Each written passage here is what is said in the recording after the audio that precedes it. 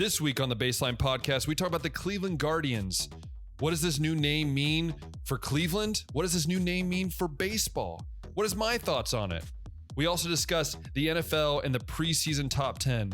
Who do I think is going to challenge the Buccaneers? Can anybody stop Tom Brady? Then we finish up by talking about college football. What does Texas and Oklahoma leaving the Big 12 mean for recruiting, for the college football landscape? And we discuss our top 10 and why I think Ohio State can run the table and maybe even beat Alabama. All of this coming up on the Baseline Podcast. Hey everyone, welcome to the Baseline Podcast, where we talk about sports and we talk about all the angles. We cover all the angles. And my name is Ben, and I'm so happy to be here with you. I hope you had a great weekend. Actually, I'm recording this like right before the weekend, so that way it could be out on Monday because I'm at camp right now. Yeah, there's a lot of things, but I'm glad I'm able to cover some of the stories that are happening. And a big one that just happened today as I'm filming this, as I'm recording this, which we'll get to very shortly. And I kind of want to hear your thoughts, maybe in the comments, or you can message me. I know there's going to be a lot of people in my home state. They're going to have a lot of questions, a lot of interesting comments as well. And so I hope that you can be encouraged by this episode, maybe get some laughs, get some knowledge or no knowledge. I tend to have weird opinions that no one really agrees with. My dad and I bicker that all the time. But anyways, let's get into it. So we're going to start with baseball because, like I said, it's baseball season. There's a lot of things happening. There is a lot of, I think, craziness happening in the MLB right now. One thing, we'll get to the story that I'm sure all of you by now know what I'm going to talk about, but we'll get to that story in a second. But I really want to talk about how the Reds are still so bad. I actually watched the game the other night when they got one hit.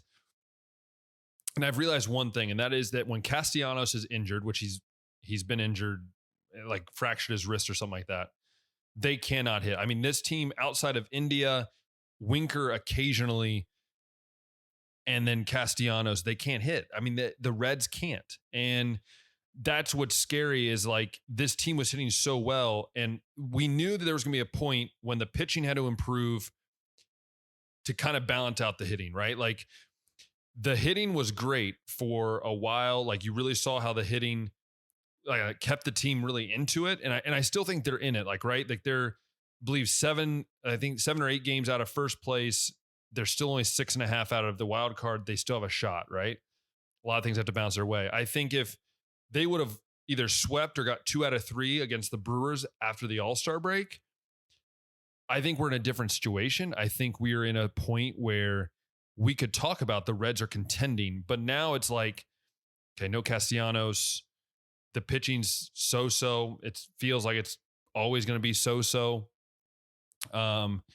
And so what I did was I said, one, I wanted to cover I talked about it a little bit, but I have more of an idea now.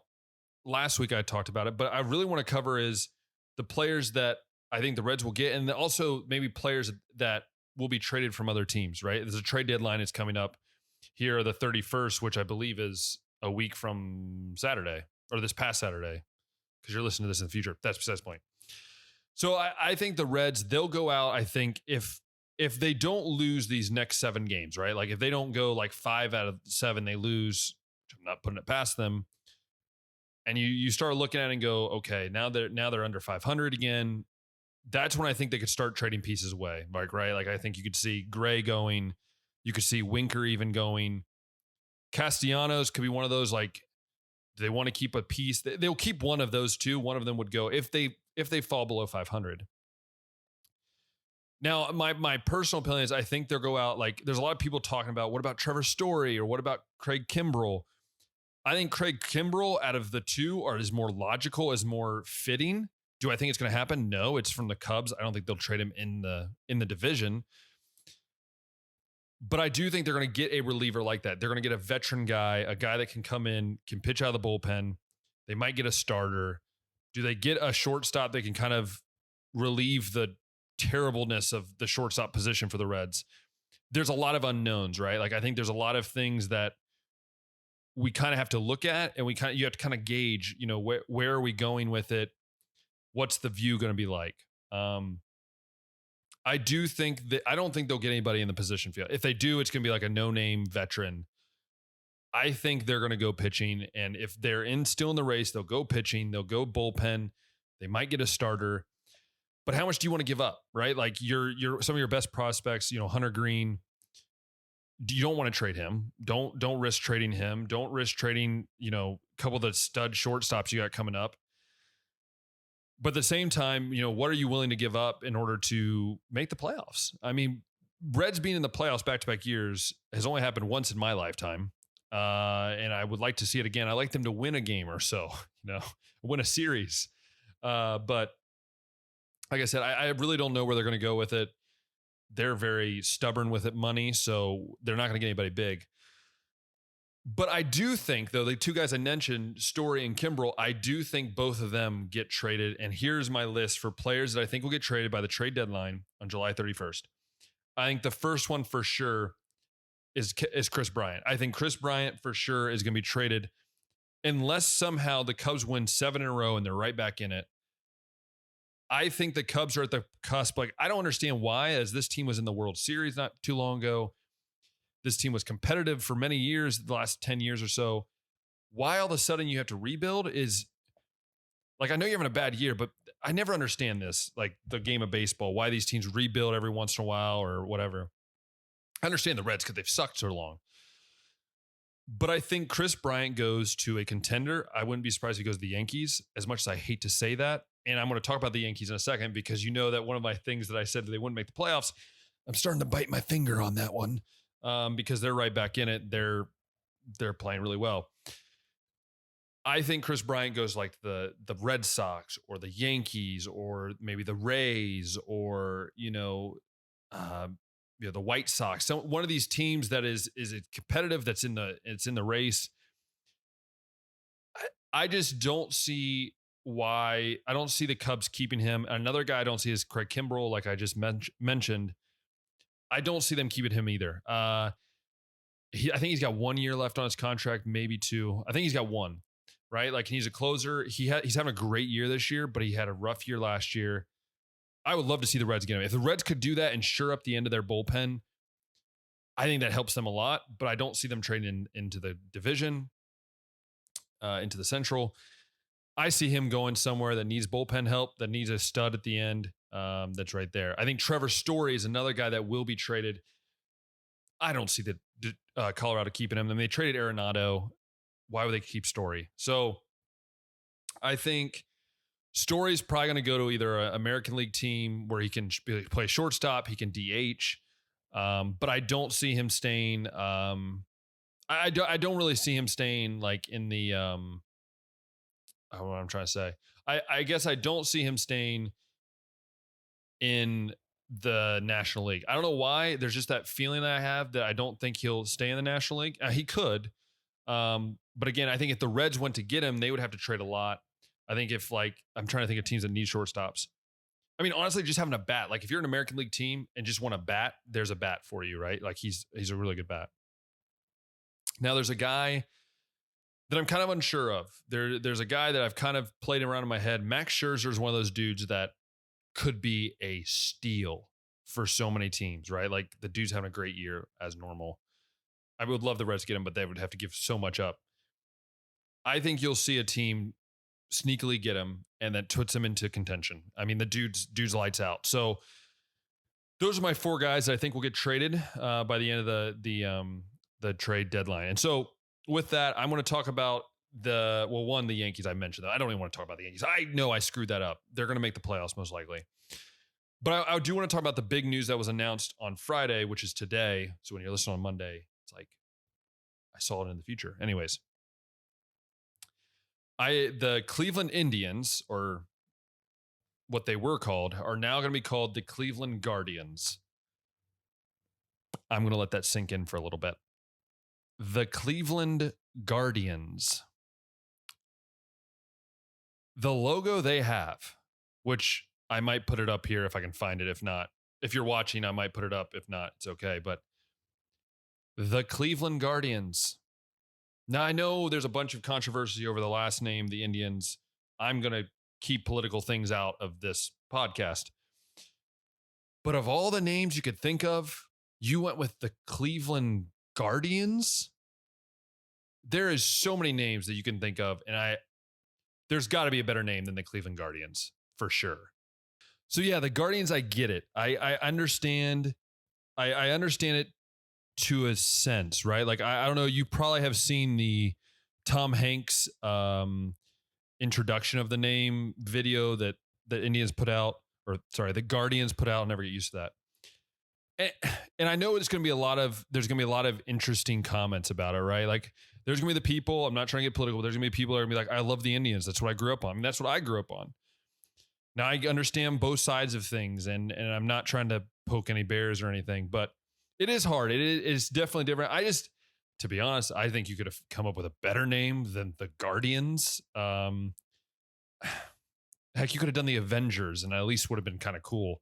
But I get it. Like, I understand why they're doing it. Maybe Cleveland people have a different perspective on it. Let me know. I'm a Reds fan, so I don't really have as much ties to it, but please let me know if you have thoughts. Comment below, message me. I'd love to talk to you about it.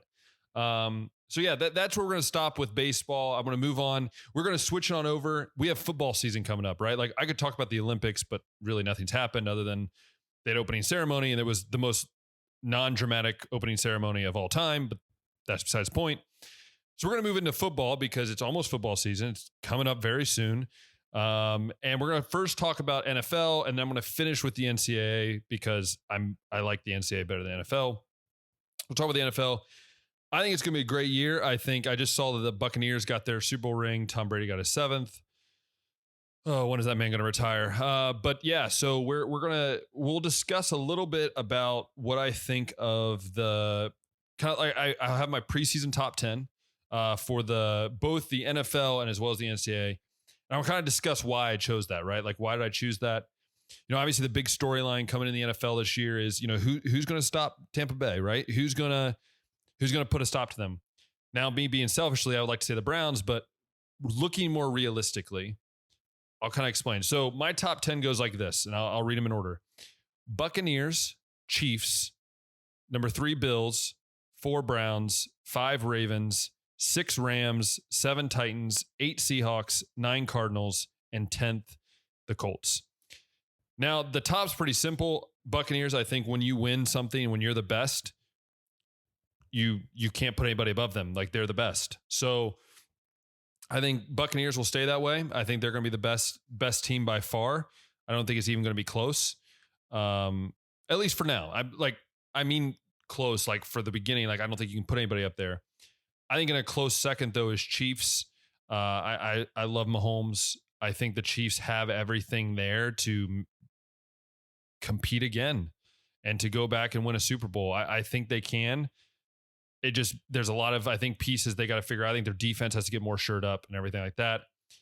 I have the Bills right there. Like, people are shocked that I put 2 AFC teams above the Browns, but I'll get to that in a second. I think the Bills have every piece they need.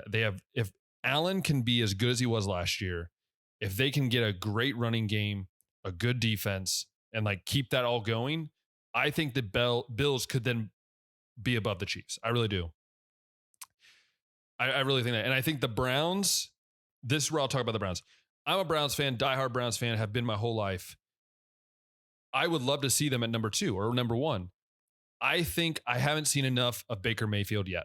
I haven't seen enough of him. I think if we give him one more year and I see, hey, you can do this 2 years in a row, you give him an extension, and then I think next year they'll be put in that top 2, top 3 conversation. They have the best running back tandem in the NFL, hands down. Have one of the best offensive lines in the NFL, hands down. Their defense is going to be, if it adds up from paper to play, their defense could be the top 5 defense in the league. It's just consistency. If the Browns can pull out what they did last year and add a little bit more, they could be an AFC championship game. Now, do I think that's realistic? I think they'll get close. They won't. I think they could get the AFC championship game. I don't think they're winning a Super Bowl this year. I don't. I want them to, but I don't think they will. Ravens, they're just good. Rams, Titans, Seahawks, Cardinals, they're all in the same boat. Like, I think they're really close. They're good teams. They have good quarterbacks. I think the Rams, because they had Stafford, you add that, I think it mixes things up. Colts, I think Wentz, I'm calling it. Wentz is going to have a comeback year. He's going to have a good year. And they're going to do some damage in that AFC South.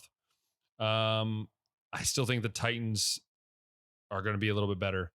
I really do. I think they're just that much better. And then I'm not putting the Patriots up there because I don't see the Patriots having that great of a season, but that's just me. So that's my preseason kind of picks. I think that if I go back to the Browns, I really think that the Browns can make a run at it. I think the Browns could really tick off a lot of people. And what I mean by that is like they could win some games that people don't expect them to win. I have said this. I think the way the AFC North is going to go is I believe, like I'm one of the very few. A lot of people say the Ravens and the Browns. I believe the Browns can win the AFC North and then the Ravens. And there is part of me that wants to put the Bengals ahead. Like I don't like the Bengals. My brother loves the Bengals. I don't like them. There is part of me that wants to put the Bengals, above, right? Like I want to put them in third.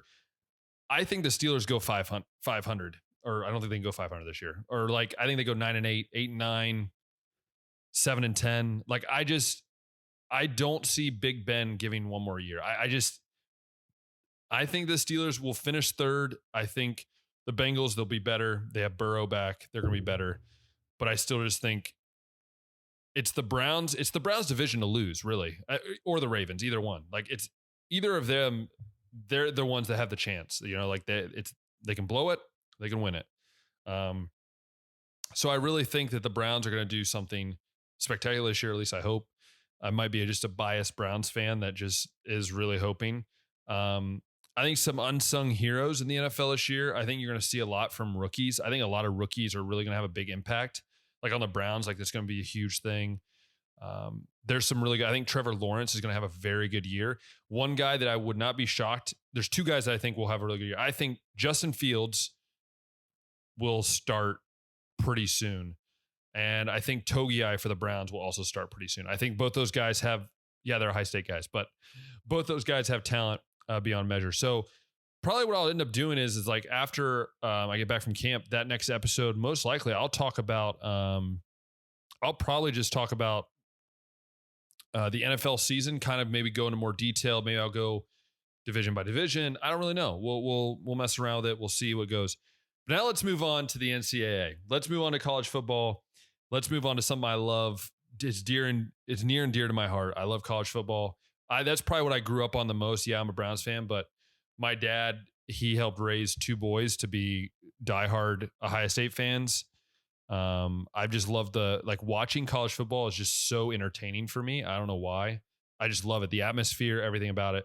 If you've never been to a college football game, go check it out. It's pretty cool. So yeah. So I'm going to do my top 10. And then actually I'm going to start with a story that literally just broke. I had to do a cut earlier. And during that, when I was fixing things up, a story just broke that I think could change the landscape of college football. It could change the way recruiting happens. It could change everything. So there was a story that came out a few days ago, maybe a week ago, that said the Texas and Oklahoma are looking to possibly move the SEC or like feeling it around or whatever. And then I get a thing that pops up. It says in the next few weeks, it could happen. You're talking about two of the biggest teams in the Big 12, two of the biggest teams in college football names moving to the SEC. Moving to the SEC. Think about that. You have all these big names on the SEC. That can change the landscape of everything. If I'm the Big 12, I am scared out of my mind. You think about your two biggest names leaving your conference. What does your conference have to offer at that point? Are you considered a Power 5 anymore? Are you considered a top tier? I mean, you think about the Pac-12, they're already struggling to get, they have a few teams that are good. So now imagine if, let's say, Oregon or USC decide, let's leave Pac-12. Let's go to the Big 12. Now the same thing. So I think there's a lot of issues that I see with this that can really cause a lot of things. And if it does happen, which there's no guarantee, but if it does happen, it changes the landscape. I think the SEC becomes a very tough conference to beat in many sports. They already are, but you add that. If I'm the Big Ten, I'm fighting for Notre Dame. I'm saying, hey, Notre Dame, I know you're part of the ACC, but hey, come on over here because now you have to compete. Now you're going to have to compete against Texas can say, oh, we're not a Big 12 school anymore. We're an SEC school.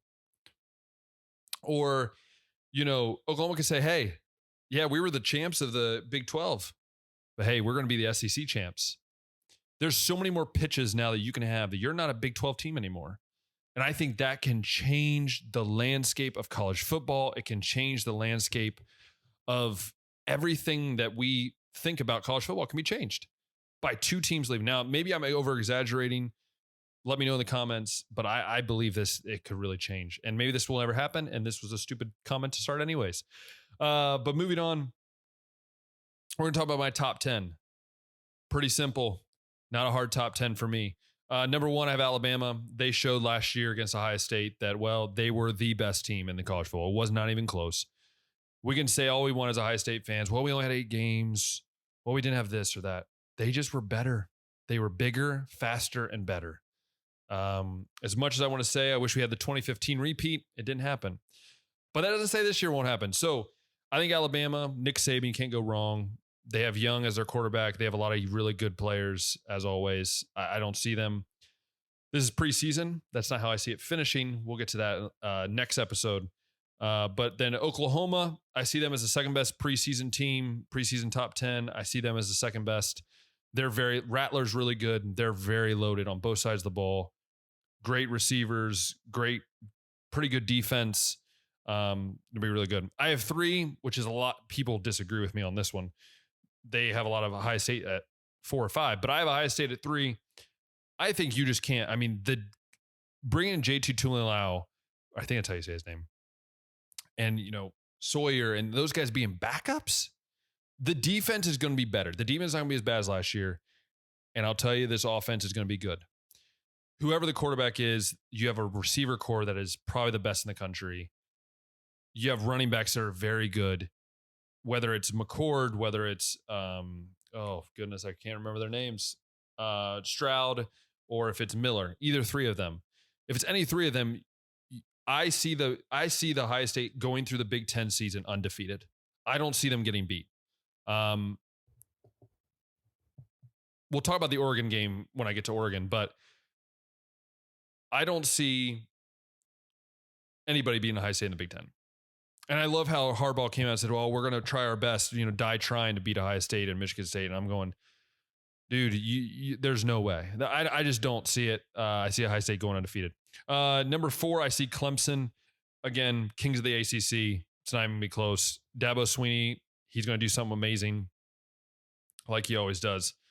Yeah. And then I see at 5, I have Georgia. I just think Georgia is always good. Like I always feel like Georgia is like the Penn State of the SEC, right? Like they're always there. They're always kind of like in that kind of realm, but they it feels like they could just never hit that reach. But I still think they're really good. I think they're going to be a top 5 team throughout the most of the year.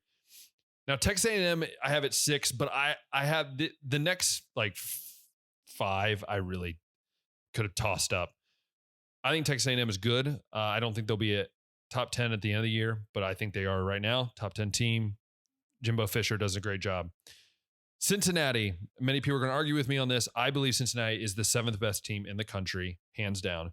They are coached very well. I think they have a good defense. They're going to have a good offense. I think they're going to be very talented. And I hope they make some noise. I hope they do. I hope they get the credit that they deserve. They deserved it last year. They deserve it again this year. If they play well. If they don't play well, then don't give it to them. And then I have, this hurts me. I have Notre Dame. Notre Dame chokes, I feel like, every time you give them a big opportunity, especially in the playoff. Sorry, Notre Dame fans. You guys just choke. Like, it feels like all the time. So Notre Dame, I see them hanging around. I don't see them necessarily. I don't see them winning many games. I see them winning games, but I don't see them making it out of maybe like they'll be top 7 at the end of the year, top 8. I don't know if they make the playoff. We'll see.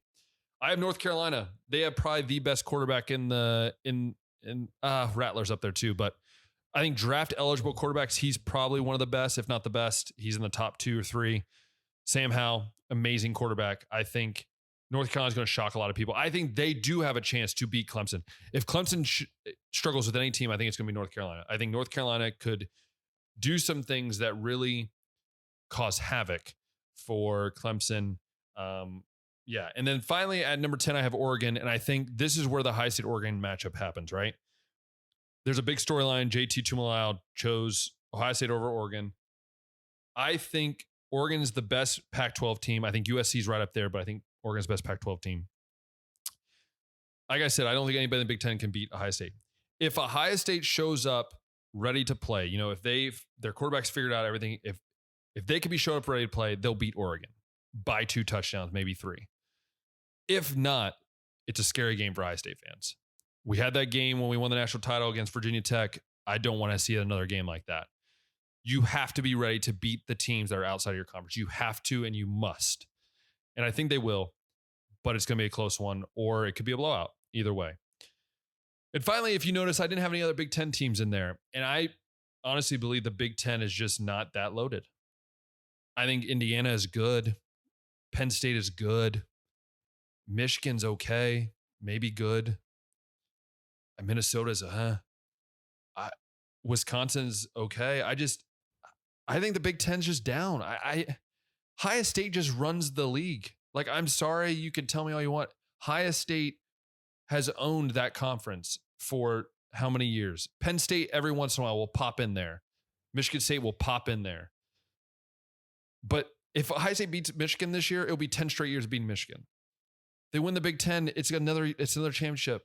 What, Northwestern again? Is that who we're going to play in the championship game? I just don't see anybody beating Ohio State. I don't see anybody touching them. I think the Big Ten is weak. Hot mic, Big Ten weak.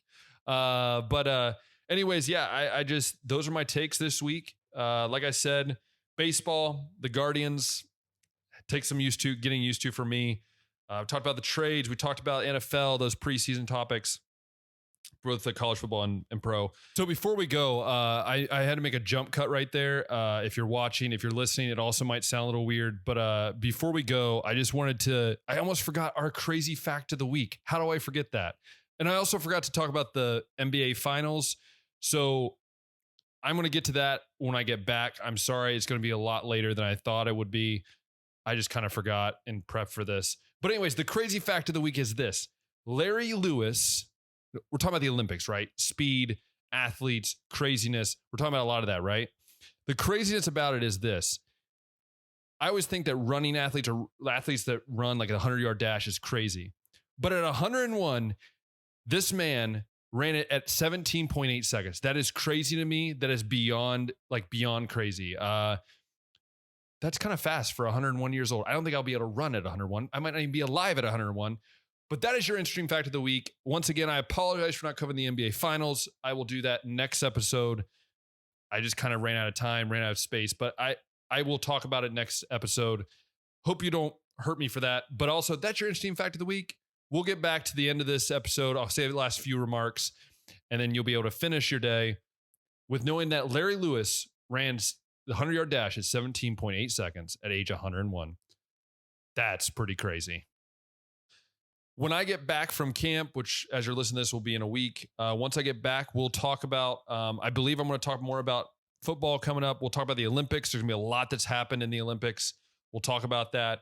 And we'll also talk about a little more baseball, maybe the trade deadline. We'll kind of talk about everything that's going on with that. So I hope that you've enjoyed this episode. Hope you got some encouragement.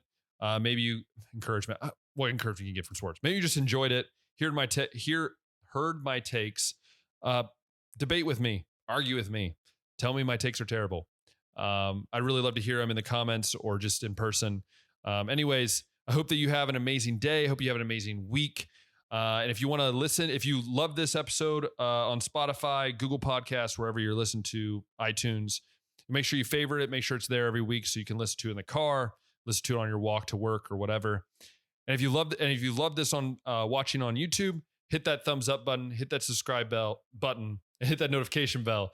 And that will allow me to see that you've enjoyed it. You want to see more of these episodes. And that way we can have a better time talking about sports and covering all the angles. Once again, I just want to say thank you for watching. Thank you for listening, and we'll talk next time.